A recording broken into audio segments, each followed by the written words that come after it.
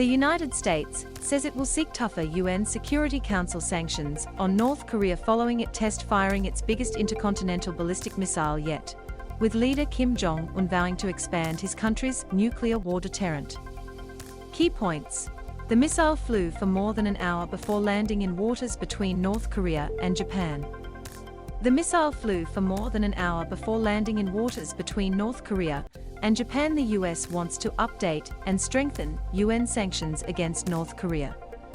The US wants to update and strengthen UN sanctions against North Korea. China and Russia called last year for various Security Council sanctions to be lifted. Mr. Kim said the country was preparing for a long-standing confrontation with the US. North Korean state media reported the North's first long-range test since 2017, and South Korea and Japan said they detected it.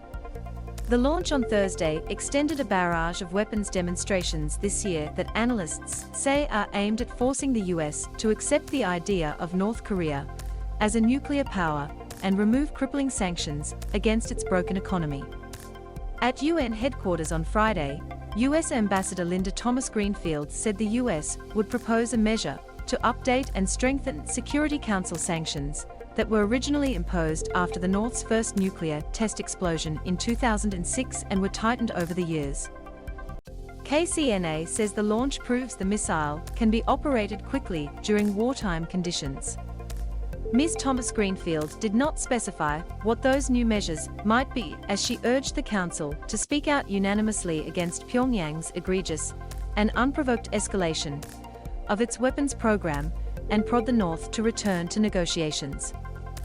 It is clear that remaining silent, in the hope that the DPRK would similarly show restraint, is a failed strategy, she said. DPRK is acronym for the country's formal name, the Democratic People's Republic of North Korea. Launch gets Hollywood-style treatment.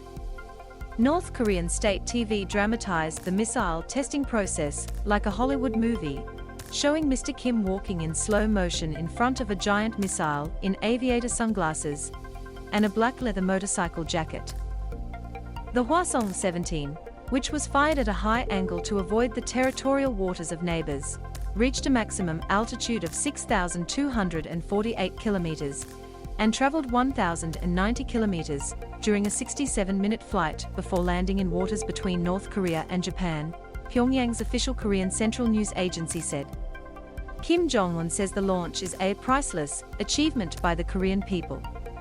KCNA claimed the launch met its technical objectives and proved the intercontinental ballistic missile could be operated quickly during wartime conditions. The South Korean and Japanese militaries had announced similar flight details, which analysts said suggested the missile could reach targets 15,000 kilometers away when fired on a normal trajectory, with a warhead weighing less than a ton. That would place the entire US mainland within striking distance.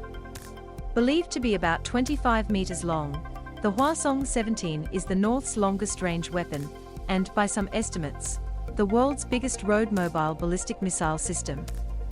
North Korea revealed the missile in a military parade in October 2020, and Thursday's launch was its first full-range test. Future of sanctions not clear. It is not clear how a call to stiffen sanctions against North Korea further will fare. Stressing North Korea's economic troubles, veto-wielding China and Russia called last year for lifting various Security Council sanctions against their neighbor. Russian Deputy Ambassador Anna Evstigneva said on Friday that further sanctions would only harm North Korea's people, while Chinese Ambassador Zhong Jun urged the Council to consider how to accommodate the DPRK's justified security concerns. And both suggested the US did not do enough to respond to the North's 2018 self-imposed pause on long-range missile and nuclear tests. M to mute, left and right arrows to seek, up and down arrows for volume. Watch 1 minute 30 seconds. 1 minute and 30 seconds. North Korea conducts its largest ever missile test. It is right and proper for the US side to show its goodwill and work harder to stabilize the situation, build mutual trust and relaunch dialogue, Mr. Jong said. Are they going to come up with concrete actions that can actually solve problems, or are they going to continue to use the Korean Peninsula as a bargaining chip in their geopolitical strategy? North Korea did not speak at the council meeting. Meanwhile, the US imposed new sanctions of its own against 5 entities and individuals in Russia and North Korea over transferring sensitive items to the North's missile program, State Department spokesperson Ned Price said. Kim says North Korea has formidable military. KCNA paraphrased Mr. Kim as saying the new weapon would make the whole world clearly aware of the North's bolstered nuclear forces. He vowed for his military to acquire formidable military and technical capabilities unperturbed by any military threat and blackmail, and keep themselves fully ready for long-standing confrontation with the US imperialists. South Korea's military responded to Thursday's launch with live-fire drills of its own missiles launched from land, a fighter jet, and a ship, underscoring a revival of tensions as diplomacy remains frozen. U.S. Secretary of Defense Lloyd J. Austin held separate telephone conversations with his counterparts in South Korea and Japan, where they discussed response measures and vowed to strengthen defense cooperation, according to U.S. Defense Department statements. Japanese Foreign Minister Yoshimasa Hayashi said he talked with his South Korean counterpart Chung Eui-yong over the phone. Seoul's Unification Ministry, which handles inter-Korean affairs, criticized the North for breaking its self-imposed moratorium on ICBM tests.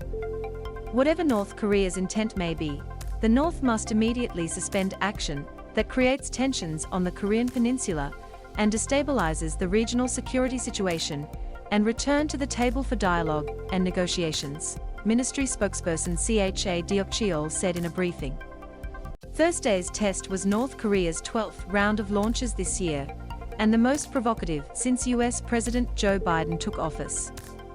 M to mute, left and right arrows to seek, up and down arrows for volume.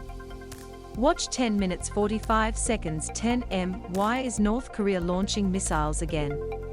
AP